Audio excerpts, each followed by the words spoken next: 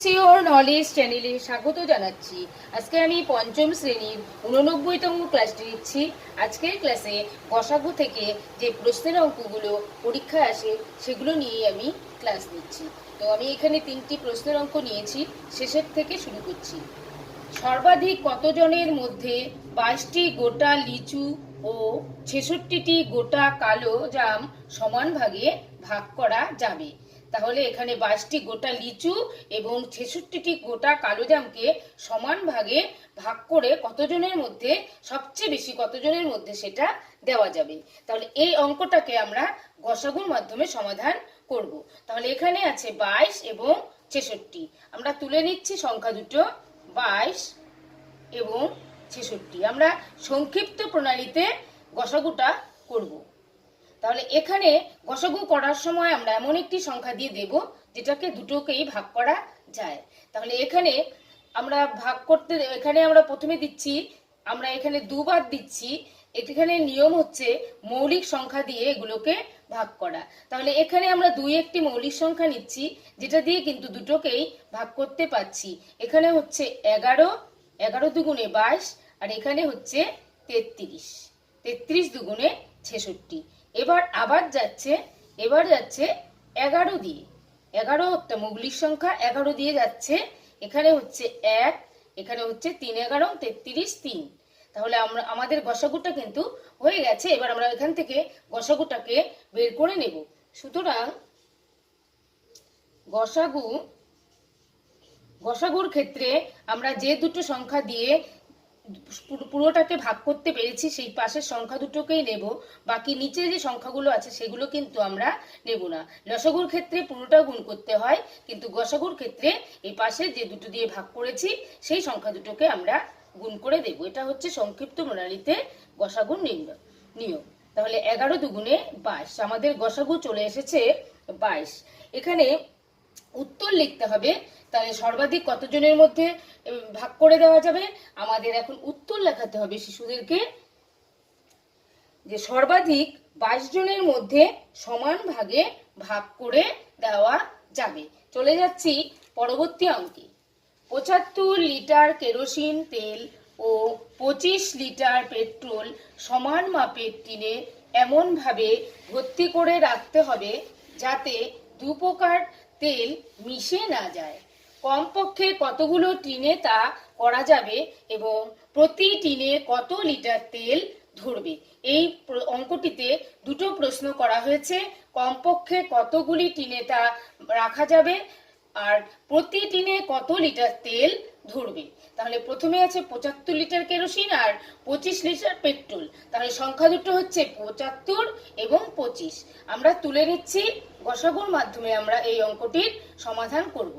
তাহলে আমরা এখানে সংক্ষিপ্ত প্রণালীতে গসাগু করব। এই দুটোকেই যাচ্ছে এমন একটি সংখ্যা নেব। তাহলে এখানে যদি আমরা 5 নিই, তাহলে 5 15 75, 5 5 25। আবার আমরা দিচ্ছি 5 দিয়ে, 3 5 15, 5 কে 5। সুতরাং আমাদের গসাগু এখানে এসেছে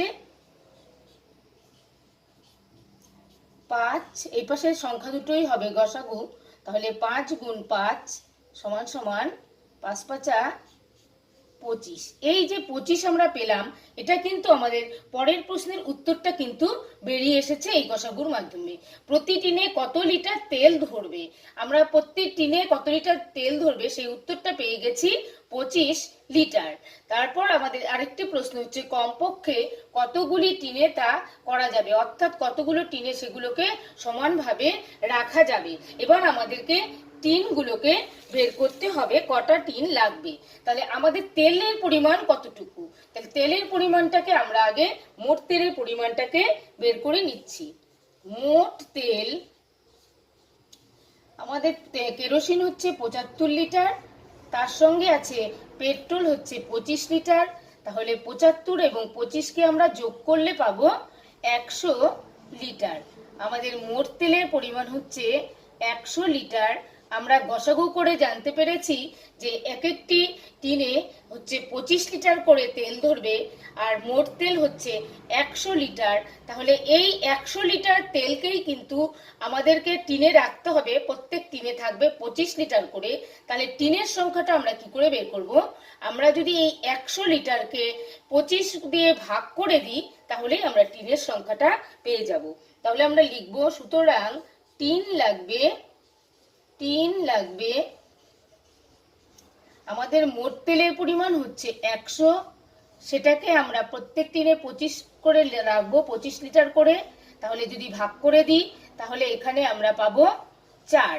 তাহলে 4টি কিন্তু আমাদের টিন লাগবে এই 100 লিটার তেলকে সমান ভাগে ভাগ করে রাখতে।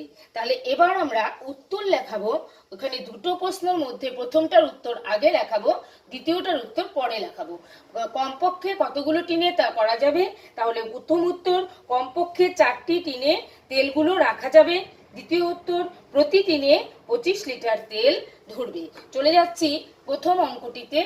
9টি খাতা, 12টি পেন্সিল ও 24টি রং পেন্সিল সর্বাধিক কতজনের মধ্যে সমান ভাগে ভাগ করে দেওয়া যাবে? এই অঙ্কটিরও সমাধান করব আমরা গসাগুর মাধ্যমে। সংখ্যা তিনটি হচ্ছে 9, 12 এবং 24। আমরা সংক্ষিপ্ত প্রণালীতে গসাগু করব। এমন একটি সংখ্যা নেব যা দিয়ে তিনটিকেই ভাগ করা যাবে। গসাগু হচ্ছে তিনটিকেই ভাগ করতে হবে এমন সংখ্যাই এখানে নিতে হবে।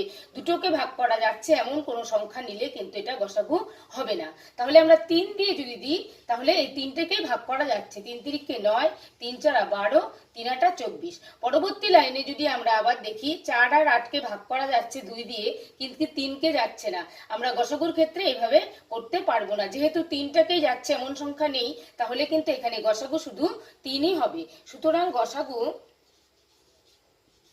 সমান সমান হলো 3। এবার আমরা উত্তর লেখাবো। আমাদের উত্তর হয়ে যাবে সর্বাধিক 3 জনের মধ্যে সমান ভাগে ভাগ করে দেওয়া যাবে। আজকের এই ক্লাসটি ভালো লাগলে লাইক করবেন, কমেন্ট করবেন, শেয়ার করবেন এবং আমার পরবর্তী ক্লাসটি পেতে আমার চ্যানেলটিকে সাবস্ক্রাইব করে আমার সঙ্গে থাকবেন।